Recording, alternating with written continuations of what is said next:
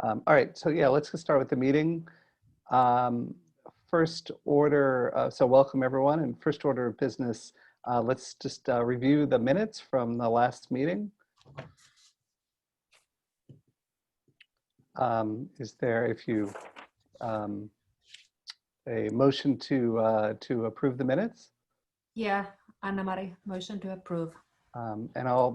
This is Jeff, I'll second the minutes. I'm not sure I should approve or second, but I can vote to. Yeah, so that's what we did that. So I guess all in favor, say aye or Aye. raise your hand.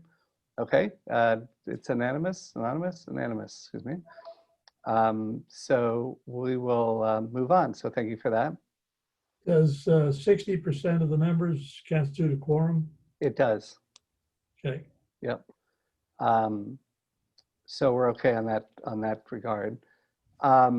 So on the agenda, if you saw what I sent out, so yeah, a couple just at the high notes. One is obviously the outcall system. Chris is, because he's got to go, he'll give us a brief update from his end. The second, Tucker was going to potentially, Murphy potentially join around, we put some thoughts, Anna Marie took the first stab at it, and I added some to it around the marketing, but would like to hold that if she joins, because I think that Sure. Yeah. would be a good discussion with her, because I think otherwise we just we're going to say the same things to each other. And then talk about the database, which I know Bob has done a lot of work with on his own and with Mike Abbott, so he can give an update on that. And the last item that I had on there was single sign-on. That was an initiative that Mike Abbott was very proactive in looking at that. Since he's not there, I think we'll, unless anyone else wants to chat about it, we may table that. And then of course we'll have open for any other discussion or any other topics, open business. So with that, let's start. Chris, just give an update. How's the new outcall Everbridge working? Just if you could give us what's happening. Absolutely. Chris Kaiser, IT. So we've done, I feel very well. We've used it every Friday. EOC has not used it yet, but they are becoming fully trained on it, which is a very big plus. Russ and Phil from the emergency operations have both contacted our rep and are setting up what is called a sandbox so that they can start to build scenarios and templates. So that's moving forward, which is great, because that's, for that side of it, that side of the house, that was a big part of what it was used for in the beginning. CERT, I have not heard too much from Stuart Salabini, but I know he's been in contact with our rep as well. They built their organization side of that so that he can use it internally, and I know they are using it because they were adamant about getting trained on it and making sure that they could function the same way they did as well as they did with the old system with the new one. And I haven't heard many complaints at all from that, actually, none at all. Again, everybody can use the support line, and I'm finding more and more people are doing it and don't have to come to us, which is great because we've already got other things going on. So to try to help them and be the middleman kind of slowed the process. So as far as back to the town, Kevin uses it every Friday. We've had very good luck with the templates as shown. And we're learning more and more just what we can use it for and what we should be using it for. With that said, we still need to get the other departments who have had their training to use it for different purposes, such as Public Works for the geo-targeting and things, and HR for the internal. And I know that's going to take a little bit, and it's probably going to be right at the last minute, like everything else, when something needs to happen and we don't remember how to do it. So we're kind of gearing up for that, but they were coming to the end of this week, which was a short week. And next week, I'd like to get another training session scheduled with Chris Rigby from Everbridge back to the department, at least 4 departments that are going to use it.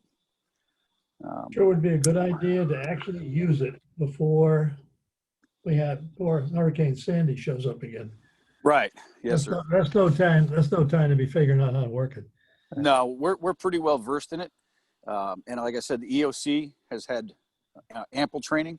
Russ Kimes has been great with making sure he's staying on top of it in a positive way. And the key to the whole thing really is not just what, how broad it can be or how big it can be or all of the different modules. It's really the templates. If you set them up correctly, then it's a real simple notification system with just a few add-ons, if you will. So if you set something up like that, Paul, for instance, a hurricane, you get all your checks and balances in a row, and then it becomes a town, not such a town-wide spread, but say the north end of town. Now you start to build your geotagging and your geofence, and those are the quick things that you just need to do. And then boom, hit the now button and let it go out and do its thing. So, and we're still trying to get more and more, as the marketing will bring this up, but more and more people to come to the portal and sign up so that we can start getting fresh information, new email addresses, new phone numbers, address, home address. And that in turn will give us the longitude and latitude so that we can get the geo fence up as well. Has there been a need to use geocoding, or we just haven't gotten there Not yet. Okay. Not yet. Police, I and- know, yeah, wasn't the police Yes. department one of the groups interested in using geotagging? They were very interested. And once again, we've gotten really no feedback. I know everybody's busy, especially with COVID, and there's changes and things, and people are doing things a little differently. But if my little team, my little staff is supposed to stay up on this and understand how to use it, we're never going to use this. The only reason I would use this is because the front office can't remember or doesn't truly have faith in their abilities yet, right? There'd be no reason for IT to log into an outsourced system to notify people in New Canaan for things that have nothing to do with what we support and how we support it. But it's that easy to learn. So that's what we keep trying to convey to everybody. And to build a test template, which I did today, just for different responses from the public, who some people had said they didn't get it this way, they want to get it that way. So I've got to get the training back out again, because it's getting the buy-in. Like we've always said, we can give them the tools.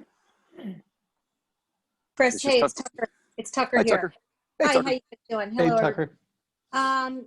One of the things that Russ and Phil and I have been working on is getting this, and we had one call with Chris Rigby, I guess. Yep.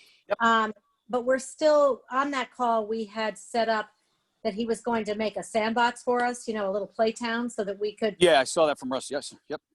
But Russ has asked him, he said he'd agreed to it, but 3 times we've asked him to do that. So maybe, and we yet to get it. So maybe a little nudge from you just to get that going. Because we I'll all send it want tonight. to play with it, but I'm terrified to play with it until I know I'm in a fake town. I built a test template out there that you can use, and I'll explain that tomorrow to you if you want. If not, I know I can do it Monday. Okay. And it's only going to send to the IT staff. So you can go ahead and send all you want, try it all you want, record all you want, and go ahead and do it. So I'll send Chris an email tonight. Absolutely. That would be great. And just know that we are committed. Kevin sort of tasked myself and a few others with really making the most of this. So I'm obviously new to this role, but I've been giving it a lot of thought. And Russ and I have thrown ideas around of how we're going to do this, and garbage in, garbage out. We want to get as much accurate information in there as possible. So I'm on it. Just needing a little more time to get my feet wet, but I'm on it. Yeah, no, I wasn't meaning the front office. That's what I said. There's buy-in there, no doubt about it. You guys, No. And Russ, Russ as well with Phil. It's again, you weren't here for the initial, and exactly. As Jeff was asking, PD was all over this, and now not one word. So now it's again, IT's going to be tasked with. Now I got to chase somebody down and say, hey, why aren't you using this? This is how you use it. Okay, here comes the training again. But it's because you make it look easy, Chris, and so we all think, well, you. Thank you for that. But it's really not that hard. Again, we set the templates up. No, I think if the more you guys start to use it, then you'll understand it, and then you will push it from your meetings, and that's where it'll drive from. So I've got all the confidence. I have a question about it. Yes, ma'am. It was my understanding that there's a possibility of using just writing the text and there's a robot like reading it. Yes. I mean, that's something probably you might want to just test, because We have tested it, and the not to interrupt you, but just to let you understand, some of your roads, like Wahackney, for instance, we tested this. It doesn't know what that is, and it can't even tell it correctly. And Kevin Moynihan comes out a little stutter. So it will work for specific information, but as soon as we get more detailed, that auto text, it gets a little screwy. Well, I'm just saying that if there's actual emergency, like real emergency, where you cannot leave your house, let's say they're like a gas leak Gotcha. or something, then you have to use it. So I think it's just would be, whether it reads Wahackney correctly or not, it's, I think it's important to have that option. Absolutely. That's where the templates come in. Yeah. So we would start to build those, right? Gas leak. And again, this is what I was explaining earlier with, if you have that template ready, basically you just set it up, you tell it when you want to run it, which is now, but then you jump into the geotag and say just this area with the map. So that's the only thing that you would have to add. And then it goes out, and you're right, you can have that without specific names. It could say, for instance, if you're receiving this, you're in the area of a possible gas leak, something like that with just normal verbiage.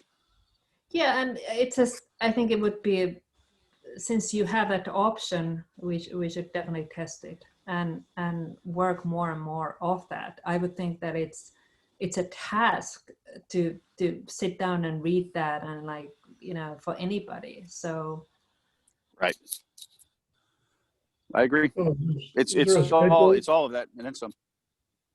I'm sorry, Paul. Chris, is there a schedule for getting these people up to speed?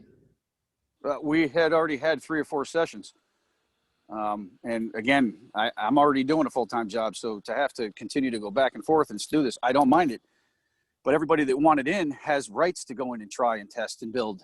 And that's where Russ and Phil have really stepped up on their end, and Stuart on his end. So we're just going to have to get everybody up to speed again. That's all. I'll send out another email this week, and we'll try to get some training for next week. Yeah, I know Russ is all over this, and he's been, we've been talking almost every day about it and how we're going to make it work and all that kind of thing. So Russ is the guy that's going to really push this forward, and we've got a good crew that will work really hard to make that happen. Beautiful. Perfect. So the other side was, of course, how do we get more residents in, right, to go in and set up their profile so that we can get more information, including address for geotagging reasons. So Tucker, thanks for joining, and welcome to your, congrats for your new role. We had put together Anna Marie had started it and I added to it. I think maybe even you added some thoughts to it of sort of ways that we could reach out to the community to get them to come in, log into Everbridge and, Right. update their profile, because we've got a lot of email addresses and, other stuff, but we really don't have their full profile. So I don't know if you saw that, and, I did. And we've talked, this is going to be a multi-prong approach, right? We're going to have to get them from everything from the schools to the New Canaan moms to when the tax bills go out this year, a note in there reminding everybody. I've been talking to Bob a lot about this. I mean, he spent so much time in culling all of these transfer station email addresses and all of that. I know Chris and his team have been doing the same with the databases. But it's just, I asked Mike Dinan if he would do a podcast with Russ about this, how it's so important to be able to communicate in an emergency. And if you're not receiving it, here's what you need to do. So what we need to do, and Chris is absolutely right, he's been asking us to do this all along. As I say, I'm kind of new to this, but we need to put together a plan, a marketing plan like you would do on anything, and just start fulfilling that. And that's where we're at right now. We just have to pull the trigger. Got it. And one of the things that we had discussed as a committee before is if there were more different options in there. So, hey, if you go in and sign up, not only can you get EOC alerts, but police alerts, or could the tax department, does it make sense to allow those alerts in there? So now that I'm going in and setting my profile for not only emergency, but other types of alerts from the town. One example would be that you would all get a call like the night before election night and say, just a reminder, you vote at Saks Middle School, or you vote at New Canaan High School, right? I mean, you wouldn't believe how many people call every year and can't remember where they voted the last go round. So yes, it's, the options are limitless. There's definitely some people don't want that much information. And so that's why it's nice that we can set these up and let them figure out exactly how they want to receive it. But Chris can tell you, and there's so many people that are still calling up, I'm not getting it, or I'm not getting it the correct way. And so right now we're in that hand-holding phase, I think, of us all learning it and coaching the public. But I had a little demo with Chris the other day, and yeah, there's so much we can do. I hate to ask this question, but who is going to take care of, for example, advising people what precinct or what polling place they should be voting at? Is there somebody responsible for that? And is there a target, a date? Because November 3rd is coming. Well, no, I don't think we're going to be able to pull that off this year necessarily. I mean, there's also this philosophical discussion that takes place every once in a while of, like Rob Malazzi felt that the outcalls, not an email or a text or anything, but outcalls should strictly be used for emergency purposes. But COVID has taught us that it might be the only way that we can communicate with people, through email, through outcall. So as far as this year's election, I'm not sure we're ready to make those calls this year to say you vote at Saks Middle School. But I know it's certainly one of the things that piqued my interest when I saw it the other day with Chris, those are the kind of things that we can talk to people about. Sure, that's a great application. I mean, that's ideal. And It'll help people get them. Sorry. I'm sorry. And it would just stop all of the inquiries. I mean, the phone rings at town hall constantly with questions that could so easily be addressed, in some sort of a individual, unique communication. Right. Now the emails, so I get the calls, but the emails or text messages, all of those could link to whatever site tells you, which district you're in, right? Right. Depending on your street or whatever. So like it definitely could be done via email and text. Right. Yeah. That's a question for Chris or maybe Bob. Do we have in that Everbridge database the voting precincts for the people who are signed up? That's a piece of data that I don't remember anybody saying, yes, we're going to have a field in there for that, because you have all over town, you've got people on one side of the street who vote in, at Saks, and the other people on the other side of the street vote at the high school. And that's got to be quite well location specific. Right, and that would be, Bob, if you want me to answer, if not, go ahead. You're fine. Okay.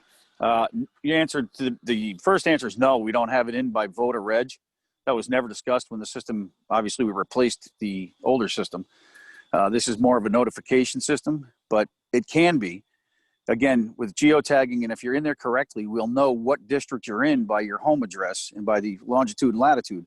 So we can carve out a circle around, or a square triangle, doesn't matter what it is, but in your area, and then only send that notification to those particular people. Same with every district. But I mean, it'd be a great way to get the public to buy in as well. This is why we're also using it. There's so many ways. But Chris is right. Chris is right about the geocoding, geofencing for the general district.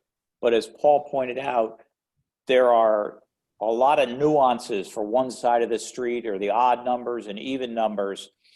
And that's tracked on the voter registration rolls. So there's probably some linkage in there that we can figure out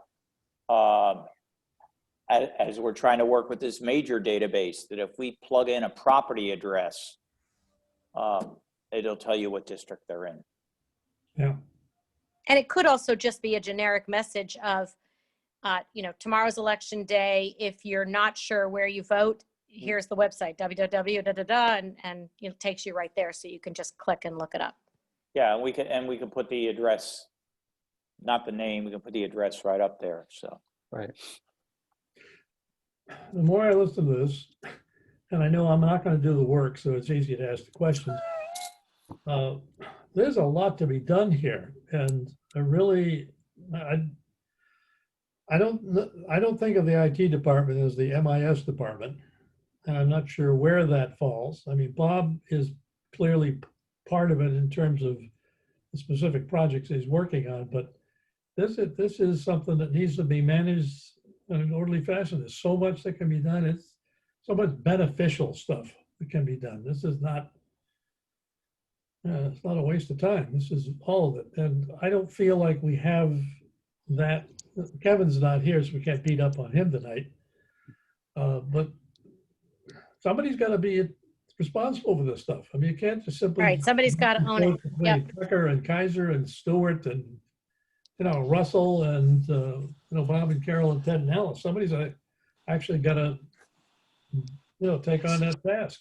Well, it's become obvious to me that over a period of time, there has to be 1 or 2 data management people, and just jobs and needs evolve over time. And there needs to be someone who gets up in the morning and while they're shaving, they need to be thinking about the database and the management and the update of all this.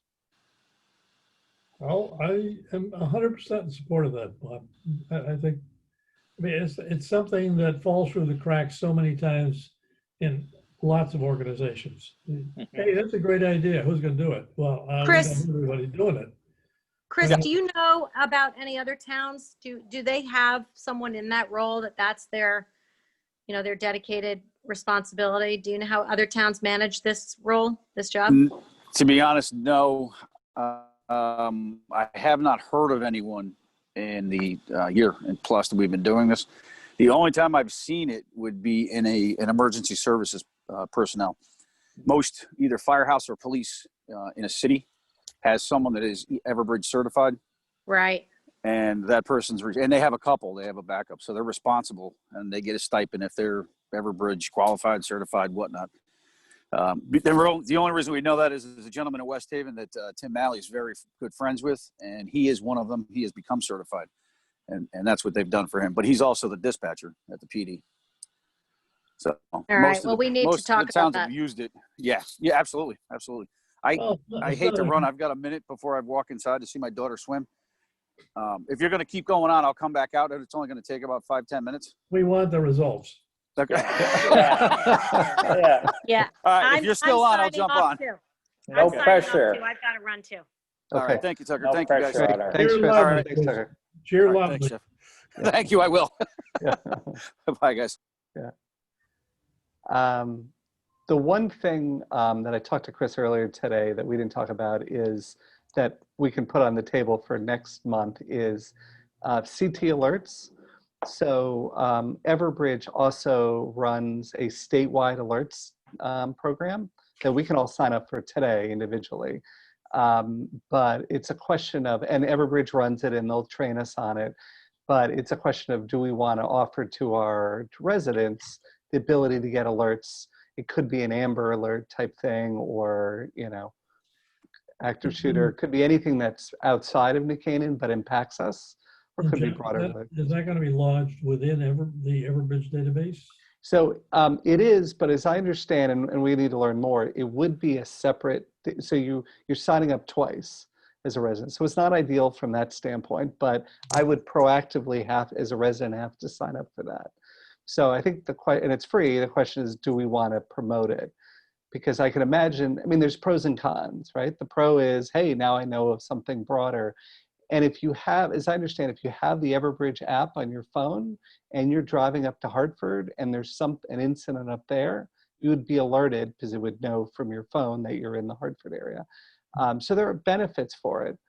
The drawback in my mind is residents could, if they do sign up, say, I'm getting way too many alerts, stop sending me stuff. Yep. But yet, it's like, no, we really want you to get New Canaan alerts. That's most critical for us. We appreciate the need for broader. So anyway, it's a topic probably for next time, as Chris could articulate it better than I. But anyway, that's one more thing related to Everbridge for us to talk about. So you say there can't be a checkbox in the sign up where like, I also want town, state, I don't know, country, universe.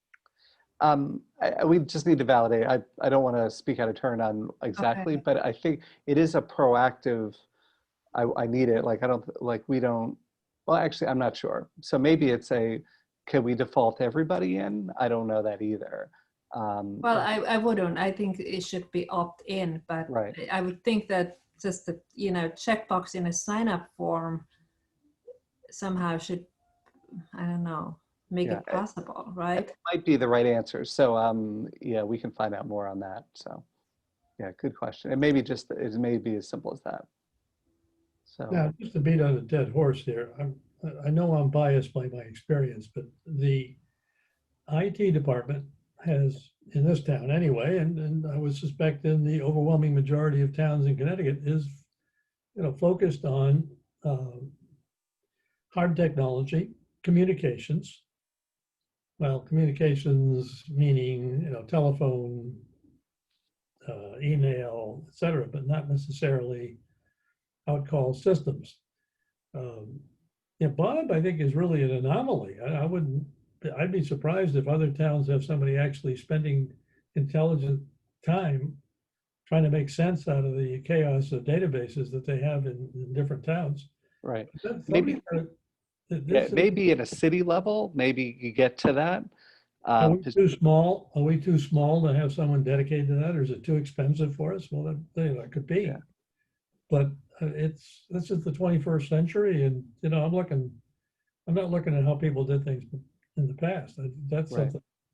It's a function that really needs intelligent people working on it in the future. I've raised the issue a couple of times that all these towns are working by themselves. Why wouldn't 10 towns, 15 towns get together? We all have the same issue. Yeah. Why wouldn't we have design software for Probably. a small town need? Yeah. And Every time this kind of thing comes up, it's like the plague is, beset us. The idea of cooperation among 911, cooperation among fire and police departments, or there was an initiative last year that just totally died after the first time we heard about it, about meeting with all the select persons in the surrounding towns to see if there were functions that could be, not necessarily duplicated, but not necessarily consolidated, but at least benefiting from town A talking to town B, and it just died.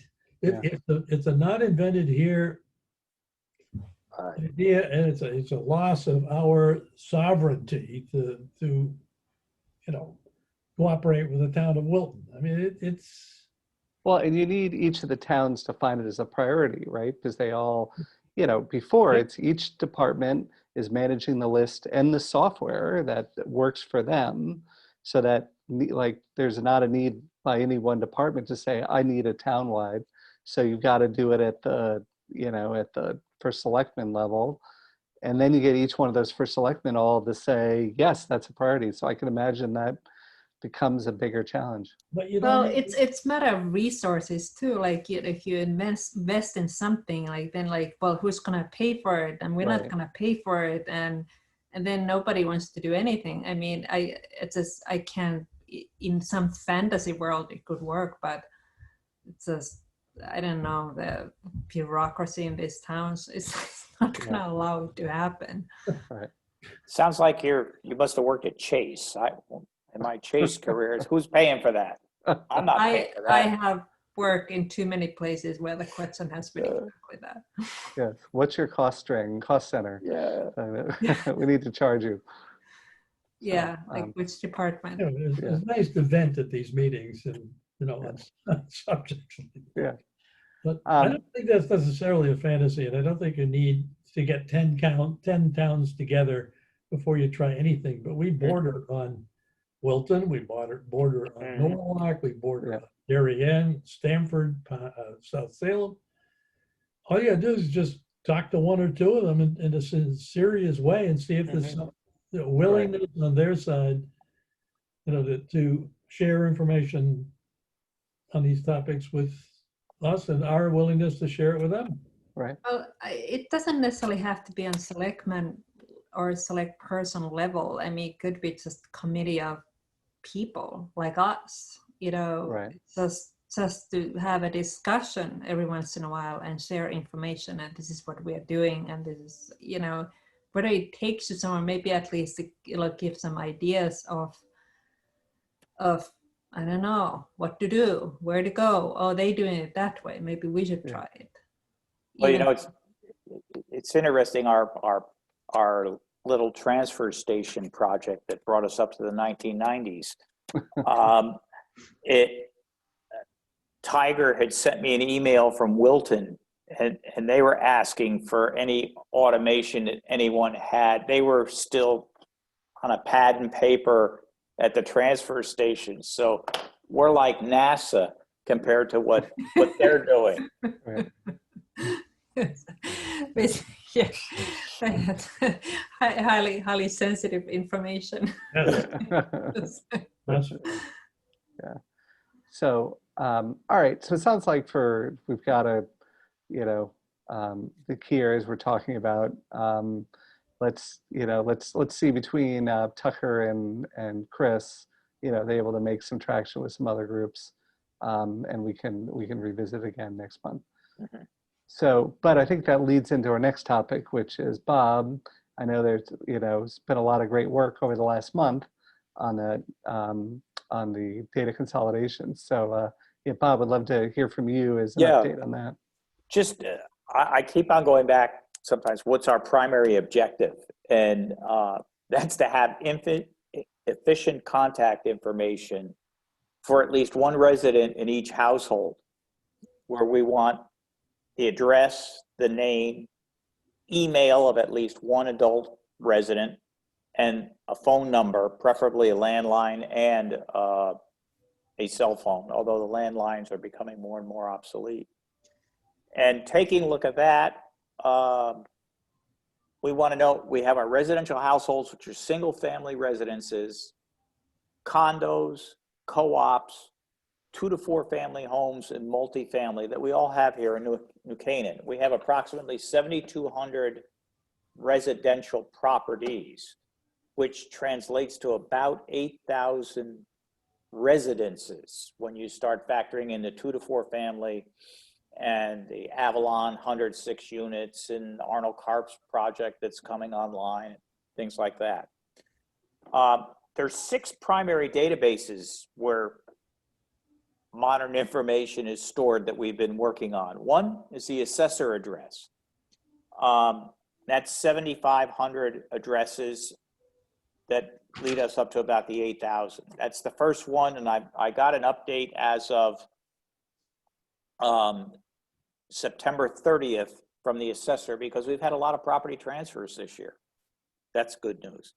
Voter registration rolls. There's about 13,500 as of the database that I received on 12/27/2019, which are the US citizens and those who are registered to vote here. This needs to be rerun after the election. There's been a tremendous amount of additions, deletions, updates.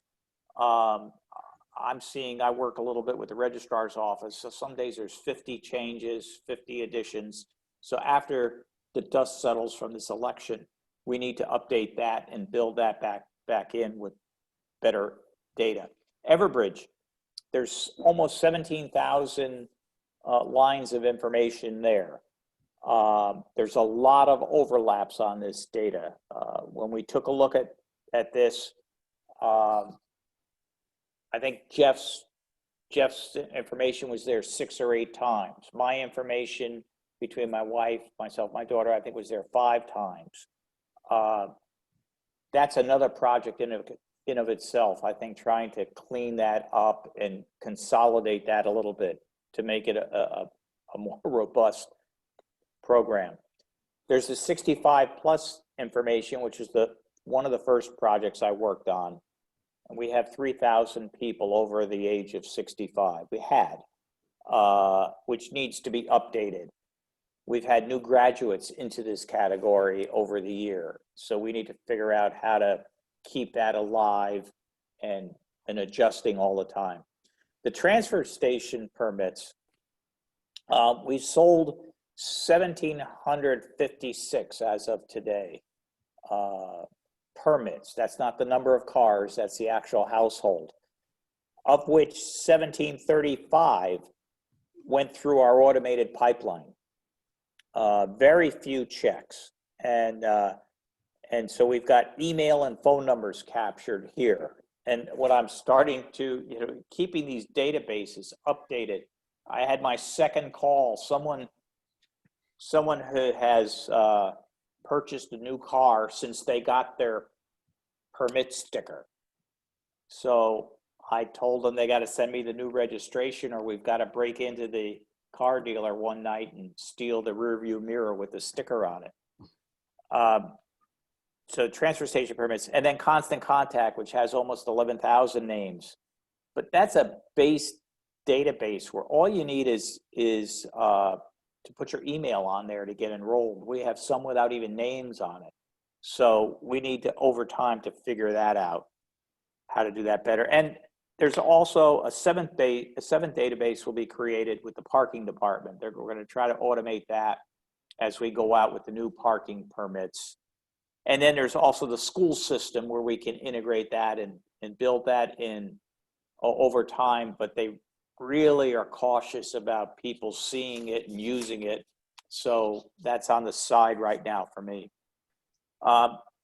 We were trying to figure out the process to authorize Mike Abbott and his son to review this town information. So while we're waiting to figure that out, I said, the heck with it, I'll give you my information. So I went on all the databases and pulled my information out. And then Mike and Jeff gave me theirs. So at least we have 3 sources of information from all the databases that we're able to give to Mike and his son to work with. And they're going to be trying to work with it.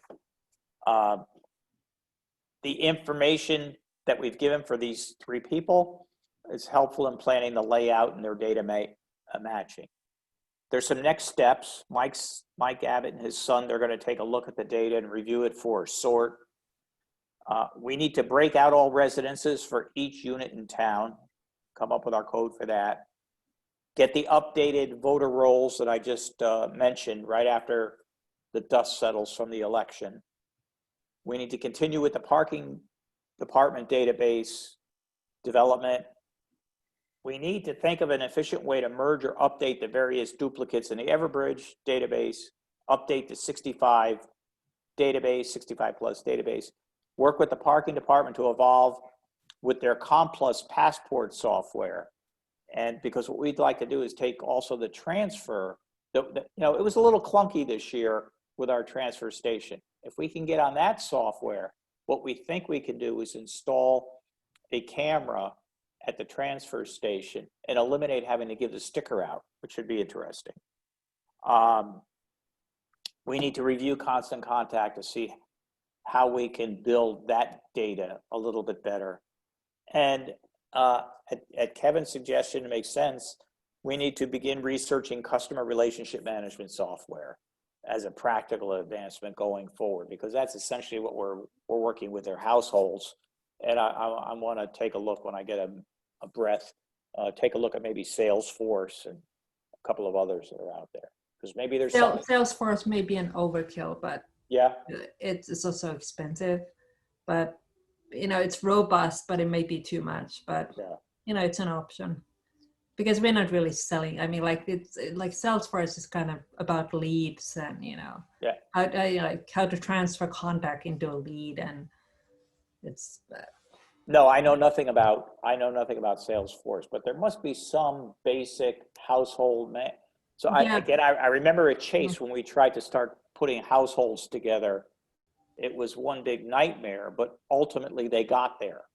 There might be something that is a little bit, less complicated, and and then then Salesforce has a company and the individual, and it's a little too much. Mm-hmm.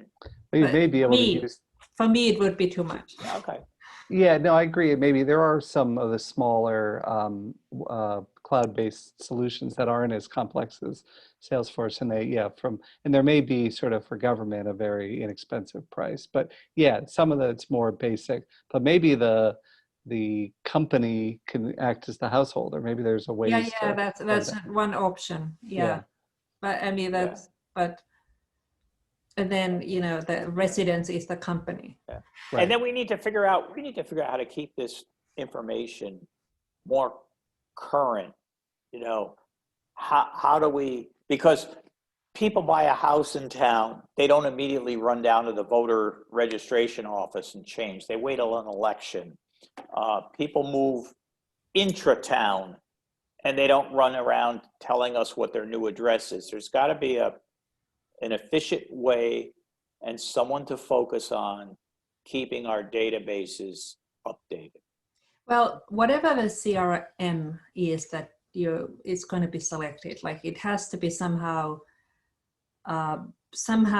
connected to the forms. So once person goes online and changes the information, that doesn't have to be then re-input into this thing, but is directly connected to that. Right. So, you know, even Google might have some options that might work. So, I mean, that's, I think, the most important criteria when selecting that. Yeah, that's what, it's interesting because that's where we started. We started the initial project for the transfer station with Google Forms, and we evolved to RecTrack. So it's always a time to relook at it. Yeah, and you know, it's they may have some enterprise solutions that I'm not aware of, but and I'm certain there's something that is like somebody has thought about, somebody else has had this problem and figure out the solution. You just have to do some research. Well, every time there's contact with the town, there's the option to keep these databases up to date. And for example, with the transfer station, you should be going out ahead of time and saying, this is the information we have for you from last year when you signed up. Is it still valid? Yes or no? When somebody goes in and records a mortgage, records a purchase of property, that's the time to get the information. Yeah. Right. I mean, it's available to us. It's not that easy because you got to think through all the different places where people have to deal. If people have to deal with the town, you don't have to go to a lot of trouble to capture that information. Right. Yeah. I told Kevin, like, I'll take a ride over to Avalon because they're selling their units. They're trying to get people to want to rent there. And as they get a new tenant, if they have a little package that the transfers in and out, that would be a clean way of doing it. Sure. Yeah. No, the other is the Postal Service. You know, they have when you change forwarding address, all of that. I don't know if we could use it. I think Mike Abbott was looking into that. Is that something that could be used for these purposes? Well, it was interesting because I went over to the post office and was referred quickly to Springdale because our post office really is Springdale now. This is just an outpost, and our mail comes from there via Westchester. They used to sell that mail lists, just like you could go to a mail house. They don't do that any longer. The only thing you can do is you can engage a mailing to them for the 24 postal routes in New Canaan. When I get a minute, I'm going to summarize that for everyone.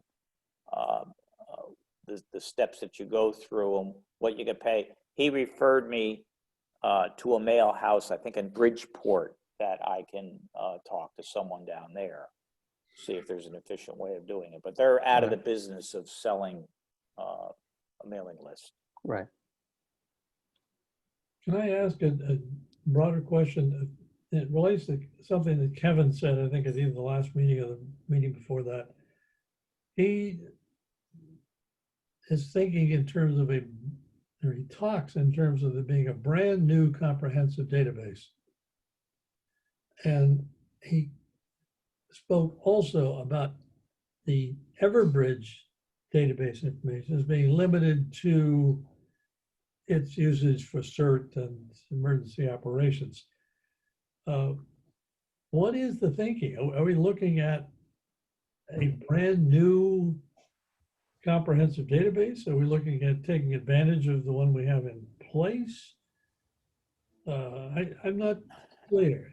I mean, I don't think we want to be in the 17 databases business, Right. which we're in now.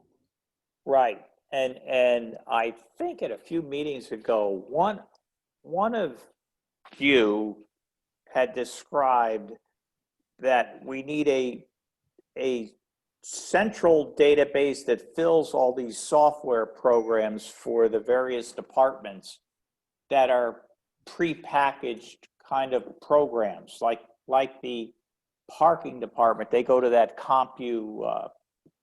not CompuServe.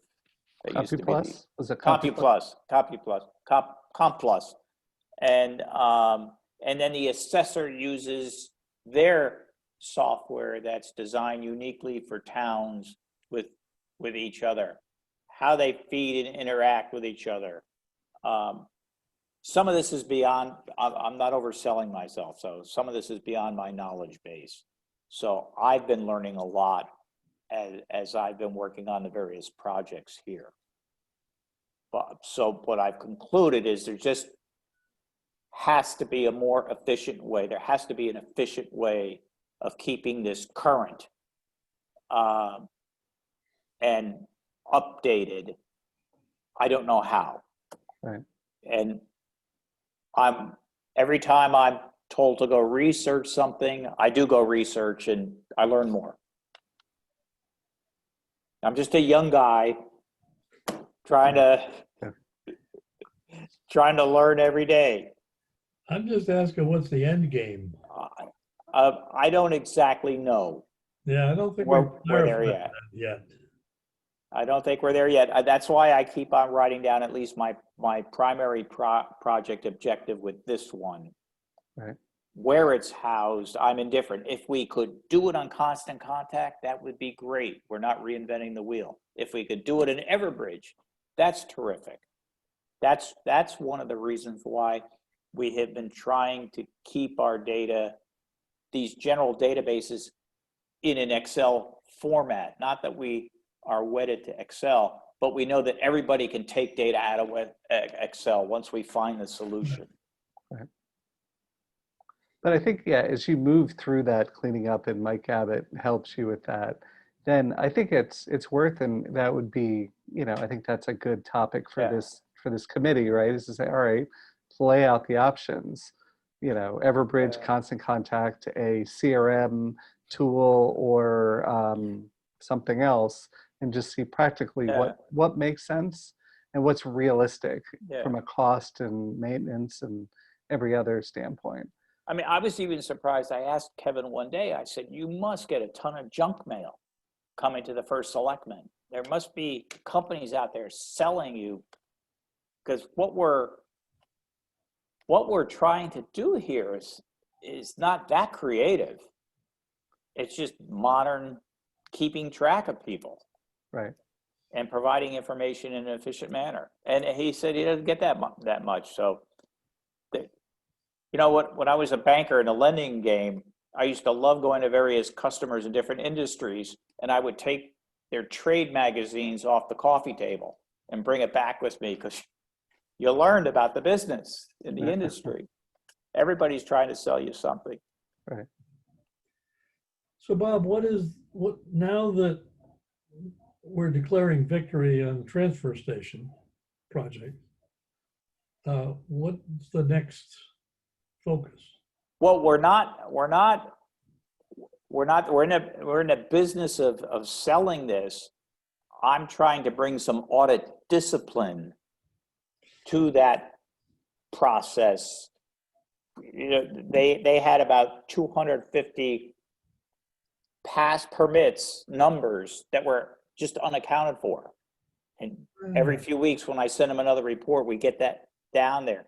And I keep on telling them, you have to account for every number. So I hate to think of the possible can of worms that's revealing. Yeah, well, I just think it's a lack of discipline and accountability at a governmental level. Because I've been showing them how I'm tracking every number, and I give them my data sorts. This is unaccounted for, this is and the list gets a little smaller each week. But he admitted to me, he said, I sold a few that went out there, and I know who they are, and I got to call them up and say, what's your permit number? That's like, it's probably like every time that like they get rid of you, like, oh man. It's like- No, believe it or not, I'm helpful. I try to be helpful. But I do think next year already, the control of the permit number, if we still had permits, the control of the permit number has to be over here at Town Hall and distribute as you've got all your information available. Yeah. I don't want to hear about the cafeteria ladies again. No. And I'm not thinking that. I'm not thinking that at all, because the guy's he's busier than a one-armed paper hanger, and this is a brand new discipline, and he's a delight to work with. But we're now headed downstairs to the parking. We had our first meeting at the parking department today. We'll take a look at that. And there's my sewer project, which is how I originally came in here when we put the sewer fee in place instead of the pass. I've learned a lot about government in a short period of time. I'm sure. I'll bet.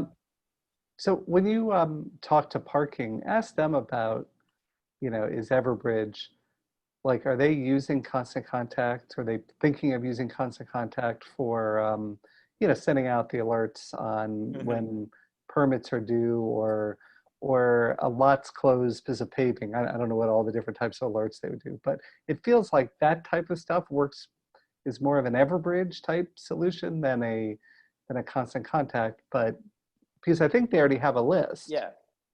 So you're just curious, as you talk to them, what you find out. And there's lots of fields that are on Everbridge. We want the address, which is Everbridge. We want a phone number, which is Everbridge. We want an email, which is Everbridge. Yeah. But the one thing I've also learned on this project, which really surprised me, people don't know how to follow directions. I mean, when they fill out these damn forms.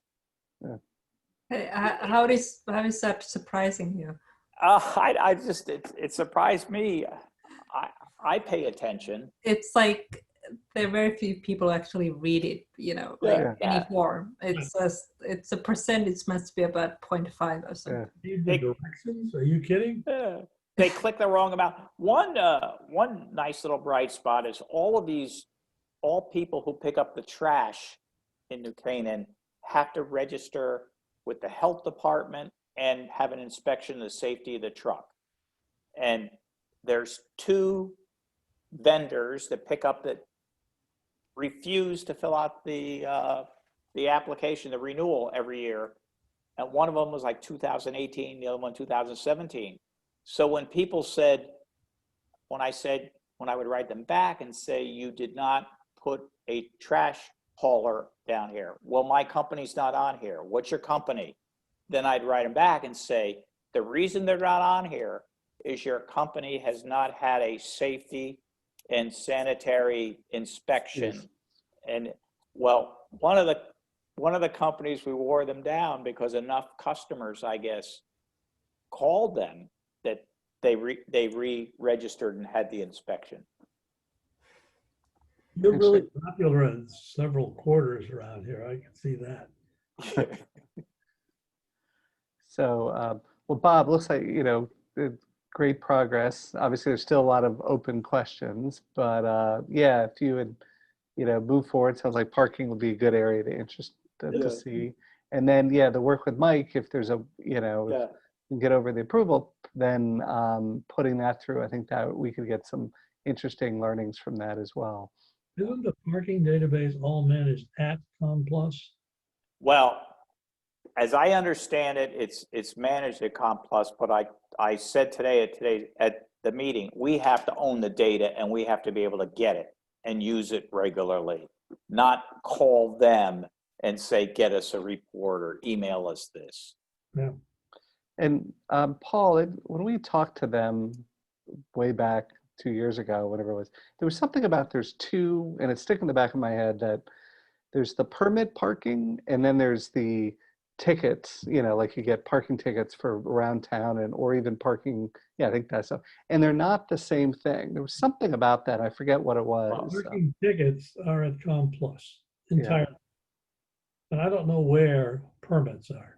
I thought that, yeah, that was something different. So there may be even two different databases, but Yeah, well, ComPlus is the parking permit, and they drive their Jeep around the parking lot, which takes a picture of every license plate and tells them who's Okay. not registered. I may have it backward then, but I thought Yeah. that they were I wasn't thinking so much about parking permits as but parking tickets is what I think they do. Well, then she can sell a daily ticket downstairs, Yeah. and then you can go online and pay for your space for your couple of hours right. or all day. And then the other one is the boxcar. Yep. And boxcar, you can say, and what's interesting is free parking around town, but there's still people, I understand, buying a daily pass at St. Aloysius Church. Sure, because they're sure to getting one instead of riding. Yeah. the block. Yeah, or Yeah. there's no limit, right? There's no limit on time. I mean, it's all day, so they don't have to, if they work in town or things. Yeah. But the parking lots have been empty. But I think what Paul was talking about was, hey, I parked in a loading zone and I got a ticket for parking and paying that ticket. Is that the same system or is that different? I don't know. Yeah. That's what we always, look, I set up the parking ticket Yeah. payment program for the town of New Canaan, like 18 years ago. And none of it was done in-house. None of the data was in-house.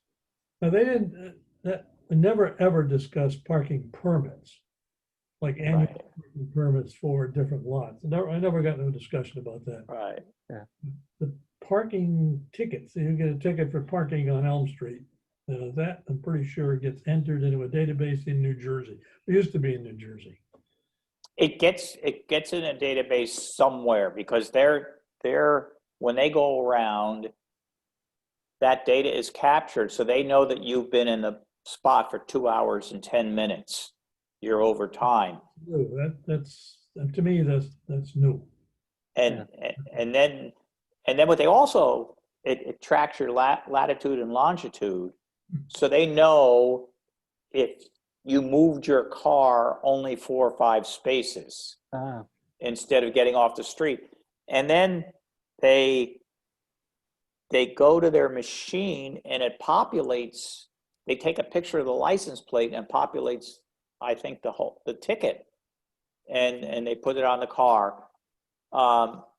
When they go to the parking lots for the hourly, then they go to their iPhone, I believe, and that tells them who's overtime and who's not. Interesting.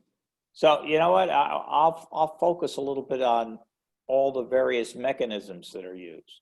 Yeah, I think the question is for us is, are they capturing multiple sets of data? And are they all together in the same database or are they separate? Just back to that. So, and by the way, some of this capturing, you can't use it. For example, the assessor has your license plate number, but they can't give that information to the parking department. And the police department, they couldn't go to the police department and say, here's a license plate, what's the data? So we now have your license plate number and your name and address and phone number and email on our transfer station. So I'll be able to give her that database. yeah. That's good.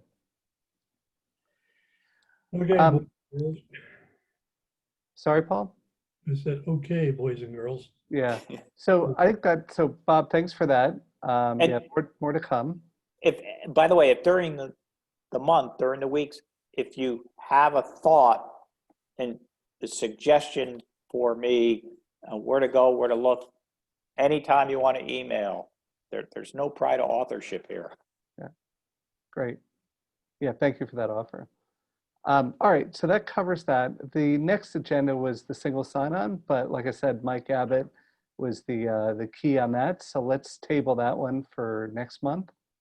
And so what's left is just, any open business, anything else, any other topics anyone wants to bring up for today or for future? Not anything for discussion, but I actually opened rec department email the other day and was really pleased to find that they've used the colors and they just printed to town colors and look really nice. And it's like, wow, something's happening. So I was just the announcement and I was of a happy moment. That's great. I'll say that the website is actually working quite nicely. To get more people to use it is always an objective. Right. Yeah.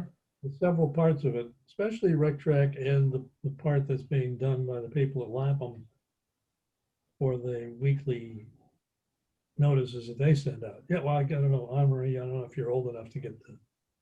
Yeah, I don't know. I be sold the AAA, or what is it, AARP or something like membership for a while now, but I don't think so, not yet. So, okay, so with that, if there's no other business, I'd say, is there a motion to close? Sure, I motion that we could, Yeah, move to close End the, the meeting.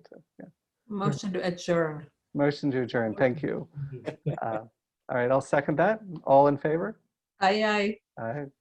I'm sorry, I don't vote. That's okay. All right, thanks, everyone. Good night. Thanks. Thank you. Yeah, have a good night. Yeah, that's very useful. Thank you. Thanks, Bob. Yeah, thanks, Bob. Thank you. Thanks all of you.